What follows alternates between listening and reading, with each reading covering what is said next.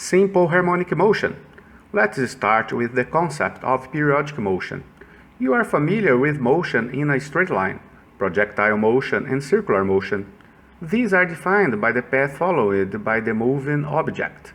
But some objects execute motion which are repeated after a certain interval of time. In this video, we are concerned with this type of motion. Thanks for watching this video and don't forget to like, subscribe to the channel and activate the notifications. It's very important to the continuity of this channel. Let's start with the concept of periodic motion. Any motion which repeats itself after regular interval of time is called periodic. We can see periodic motion in many situations. For example, beating of heart, the motion of the hands of a clock, to and fro motion of the swing, and the motion of Earth around the Sun. Such motions is called periodic motion. Another important concept to study simple harmonic motion is the concept of oscillatory or vibratory motion. Oscillatory or vibratory motion is the repeated back and forth, or up and down, from its mean position or equilibrium position. We can see periodic and oscillatory motion in many situations. For example, the motion of a ball in a bowl, the motion of a simple pendulum, the motion of a mass attached to a spring. When a pendulum is displaced sideways from its resting or equilibrium position, it oscillates about the equilibrium position, swinging back and forth.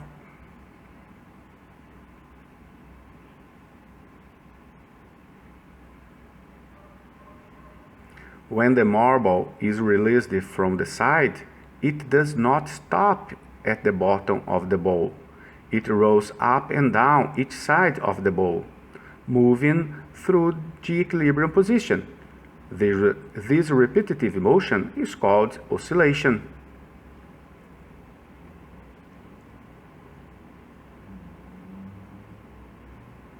When a mass attached to a spring is displaced from the equilibrium position, it oscillates back and forth.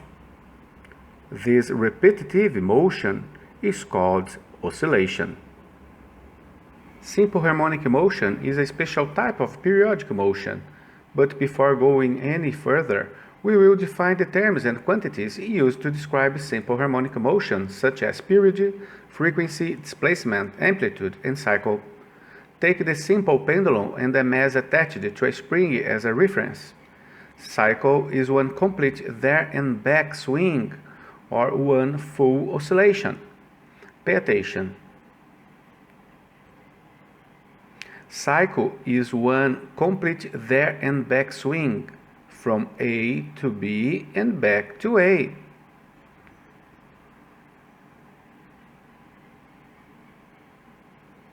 We can think of cycle as a unit of motion that repeats over and over.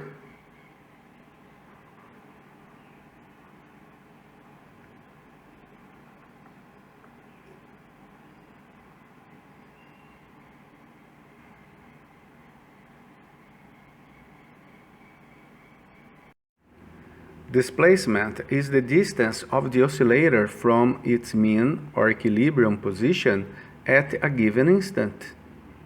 The displacement of the object from equilibrium continually changes during the motion. In one full cycle, after being released from a non-equilibrium position, the displacement of the object decreases as it returns to equilibrium, then reverses and increases as it moves away from equilibrium in the opposite direction, then decreases as it returns to equilibrium, then increases as it moves away from equilibrium towards its starting position.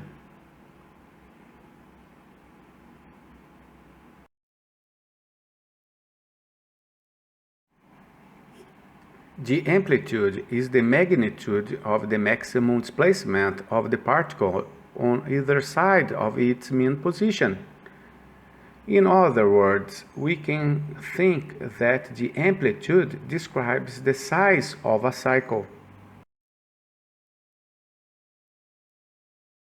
The time period t is the time taken by the oscillator to complete one cycle. In other words, the period t is the time taken for the oscillating object must go from one side to the other and back again. The cycles of oscillators always repeat with the same period. The reciprocal of t gives the number of repetitions that occur per unit time. This quantity is called the frequency of the periodic motion. It is represented by the letter F. The frequency of oscillations is the number of cycles per second made by an oscillating object. The formula below relates the frequency and period. We are now ready to see the requirements for the simple harmonic motion of a mechanical system.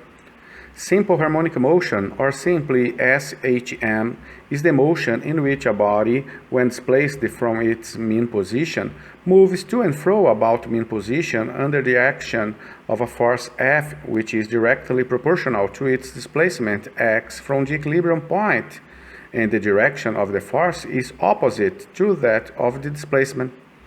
We shall restrict our discussion to mass spring system and the simple pendulum. A simple pendulum consists of a mass M suspended by a light string of length L. The pendulum has a stable equilibrium when the mass is directly below the suspension point and oscillates about this position if displaced from it. By the way, as an ideal pendulum, I mean that the entire mass of the pendulum is concentrated in the weight and there is no friction.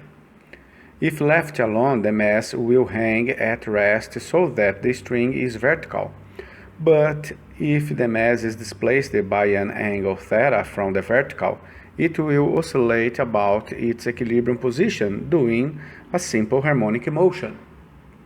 Next, the forces acting on the mass are the weight of the mass vertically downwards and tension in the string T acting upwards along the string. The weight m times g is resolved in two components. The component mg cosine theta balances the tension T, and the component mg sine of theta produces acceleration in the mass in the direction of the mean position. The restoring force, therefore, is mg sine of theta. The restoring force can be written replacing sine of theta with displacement x divided by L. And we can see that the restoring force is directly proportional to displacement from equilibrium position. A classic example of simple harmonic motion is provided by the oscillations of a mass attached to a spring. When the spring is at its equilibrium length, neither stretched nor compressed, the mass is at the position where it will remain at rest if left undisturbed. If the mass is displaced from equilibrium by a distance x, however, the spring exerts a restoring force given by Hooke's law. The force exerted by a spring is opposite in direction to its displacement from equilibrium. Both mass spring systems and pendulums are simple harmonic oscillators, and the restoring forces are the resultant forces. So we can use Newton's second law to find an expression for the acceleration in each oscillator. Pay attention.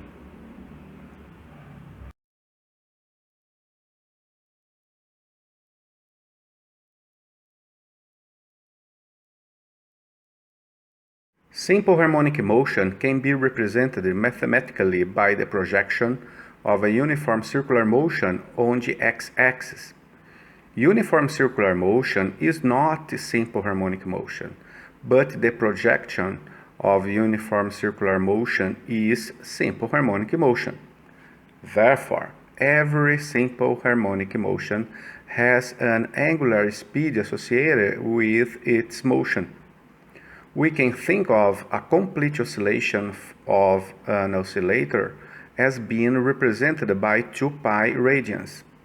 This is similar to a complete cycle of circular motion, where an object moves around through 2 pi radians. We can better understand and visualize many aspects of simple harmonic motion along a straight line by looking at its relationship to uniform circular motion. Simple harmonic motion is the projection of uniform circular motion on a diameter of the circle in which the circular motion occurs. The period t of both the circular motion and the simple harmonic motion is the same.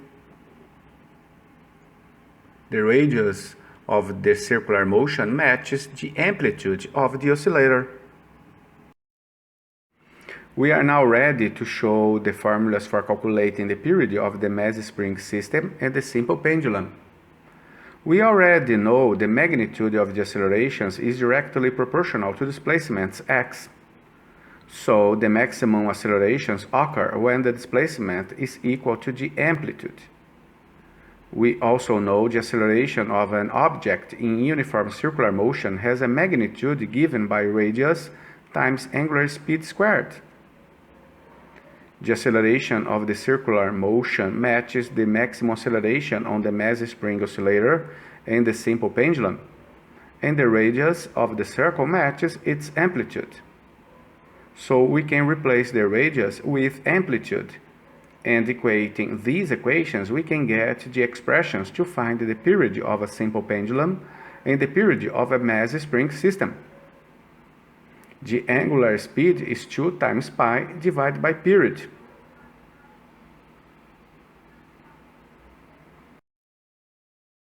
Pay attention to the following two exercises. You should try to solve them yourself, then check the resolution.